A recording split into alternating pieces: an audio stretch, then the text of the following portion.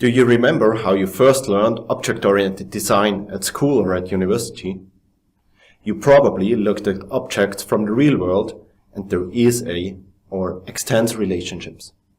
Like a circle is a shape and it extends shape. Or a cat is an animal and it extends animal. Today I want to revisit this kind of approach for teaching object-oriented design, and I want to look at its advantages and shortcomings.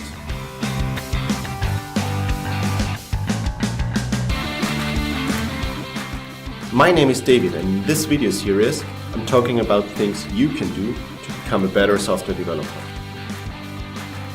I've been a technical coach and trainer for some time now, and among other things I help my clients to deal with their legacy code bases better.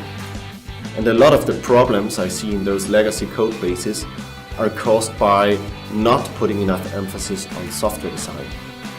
By taking a simplistic approach, a too simplistic approach, almost as simplistic as the one described before. Like, find the nouns and verbs in the specification and those will be the objects and methods. And that's basically their design.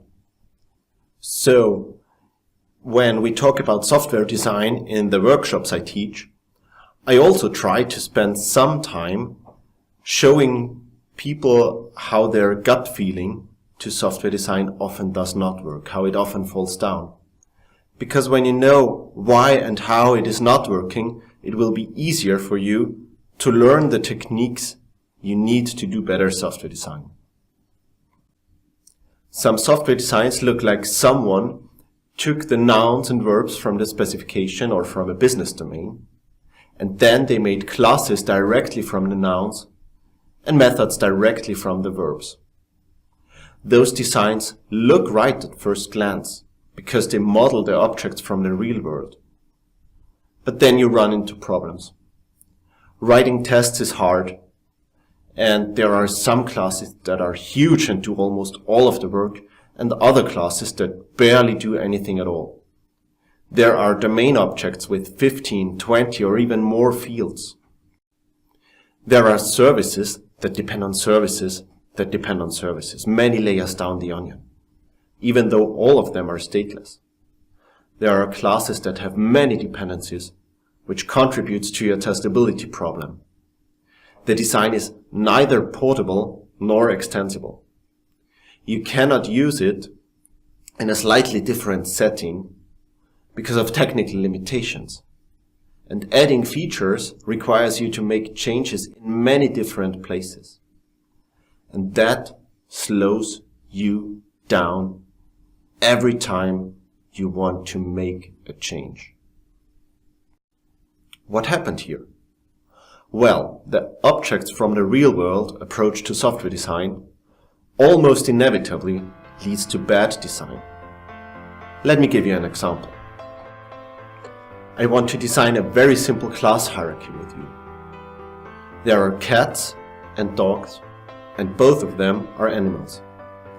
Animals have a position, and we can move them to another position by telling them to move. Animals also have a method speak, and when we call this method on a cat, it would output meow. When we call it on a dog, it would output woof. But now we got new requirements. We also need a class warm. Easy, we think. It's an animal. But how do we implement speak here? Well, alright, leave it empty. I mean, worms don't speak, right? It's not completely nice, because even calling this method on an object of type worm does not make sense, but that's not too bad for now. There is no harm in leaving a method empty, right? Wait, we got new requirements again. And to support them, we need another class, coral. Now, corals also don't speak, but they also don't move. So how do we implement move to here? Think about it for a moment. I think in this class hierarchy, there are only two ways how we could implement it.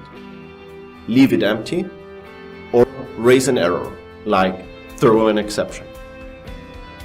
What if we did nothing? A programmer would never call move to on a coral, right?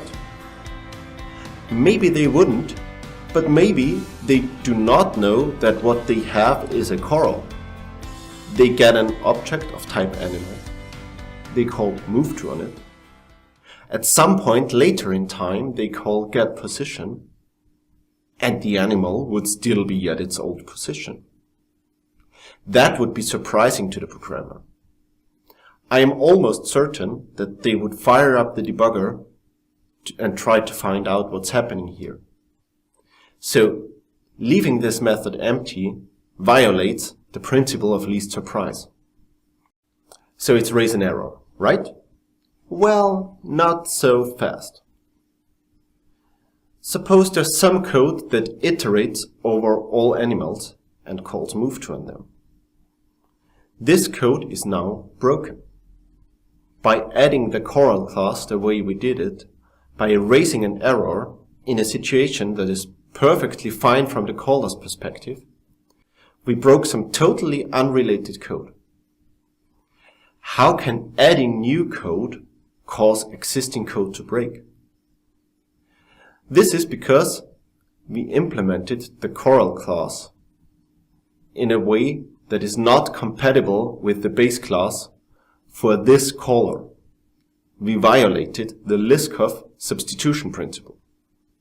How can we add the coral class without causing any problems? We cannot, because this is the wrong question. We cannot do it because looking at the static structure of the real world and creating a software design from it does not work. At least it does not work in most cases.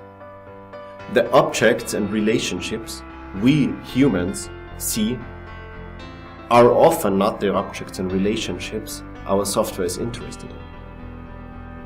When we design software, we try to model behaviors. We want to make the computer do something. And so we need to understand and model the behaviors from the real world, the behaviors that our software should model and support. And we must take care to only model the objects and relationships our software needs to do its job. Whenever we model less or more, we make our software design needlessly complicated. The simplistic object-oriented design we learn at school, like cat is an animal or car has tires, is useful for learning how to think in objects. But it is not necessarily useful for creating real-world software systems. We must do more and learn more in order to be able to design real-world systems. We must think about coupling and cohesion. We must follow design principles, know about design patterns, know the rules so well that we know when and how to follow them and when and how to break them. But those are topics for upcoming videos. Today I only wanted to show you how a too simplistic approach to software design can fall short pretty quickly. How do you and your team design software? Do you have a process? Does your design look like the nouns and verbs approach, or is it more sophisticated? How much more sophisticated?